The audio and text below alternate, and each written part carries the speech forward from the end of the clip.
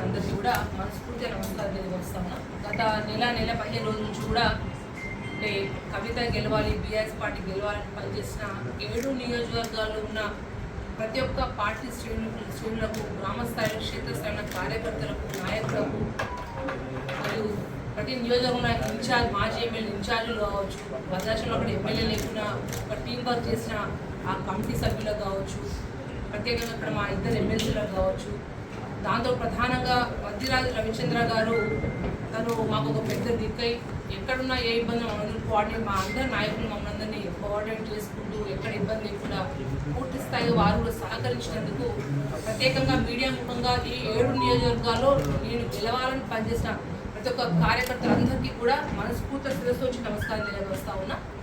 దాంతోపాటు అంటే పోయిన 5 ఏళ్ళు మీ అందరి ఆశీస్సులతో, కేసీఆర్ గారి ఆశీస్సులతో పార్లమెంట్ సభ్యురాలుగా ఈ ప్రాంతంలో ఉన్న సమస్యల కొరకు గళం విప్పే బయ్యారం పరిశ్రమ కావచ్చు, లేకపోతే అయితే గిరిజన యూనివర్సిటీ, చిరకాల వాంఛనీయ గిరిజన యూనివర్సిటీ కావచ్చు, ఎన్నో అంటే ప్రతి ఒక్క విషయం మీద గళం విప్పే గొప్ప అవకాశం ఈ ప్రాంత ప్రజలు మనస్ఫూర్తిగా నాకు ఆశ్రయించి పార్లమెంట్కి పంపించిన 5 ఏళ్ళు.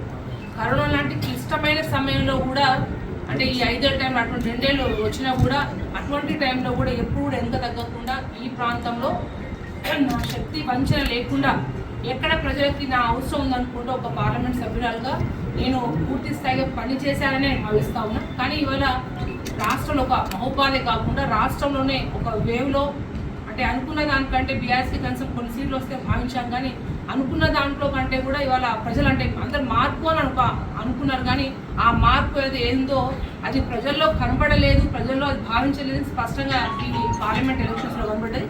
ఏదున్నా ప్రజాక్షేత్రంలో ఉండేవాళ్ళం, ప్రజల సమస్యల కోసం పోరాడేవాళ్ళం. ఇవాళ ఎంపీ ఉంటేనో లేకపోతే ఎమ్మెల్యే అయితేనే ప్రజలకు సేవ చేయాలనే భావంతో ఉండేవాళ్ళం కాదు. వాళ్ళ గెలిస్తే పొంగిపోయేవాళ్ళం కాదు, ఓడిపోతే పొంగిపోయేవాళ్ళం కాదు.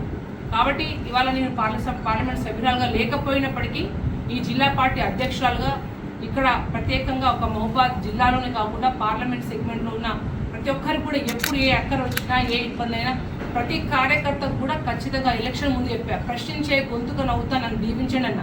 కానీ ఇవాళ ఎలక్షన్స్లో రిజల్ట్ వ్యతిరేకంగా వచ్చినప్పటికి కూడా అదేవిధంగా ప్రజలు ఏదైతే ఆకాంక్షించారో, ఏదైతే కోరినరో వాళ్ళ కోరిక తీరే వరకు కాంగ్రెస్ పార్టీ ఇచ్చిన హామీలు నెరవేరే వరకు, ఎందుకంటే వాళ్ళ రాష్ట్రంలో ప్రభుత్వం వాళ్ళ ఉంది కాబట్టి వాళ్ళ ఖచ్చితంగా ఇవాళ ఏదైతే రైతు రుణమాఫీ అన్నారు, రకరకాల మహిళలకు 2000 అన్నారు, తులం బంగారం అన్నారు, ఎన్నో అంటే హామీలు ఇచ్చారు. ఈ హామీలన్నీ నెరవేరాలంటే ఎలక్షన్ల ముందైతే ప్రశ్నించే గొంతుగా ఎలా అయినానో ఇవాళ ఎలక్షన్లో రిజల్ట్ రాకపోయినప్పటికీ కూడా ఇదే ప్రశ్నించే గొంతుగా మారి వాళ్ళ ఏదైతే కోరుకున్న కోరికలన్నీ కూడా ఆంక్షలు తీరే వరకు కూడా అందరం వేదిక వరకు మీడియా ముందు కూర్చొని ప్రతి ఒక్కరం కూడా ఒకటే గళమై కూడా ప్రజల పక్షాన పోరాటం చేస్తామని చెప్పి మేము విజ్ఞప్తి చేస్తా ఉన్నా.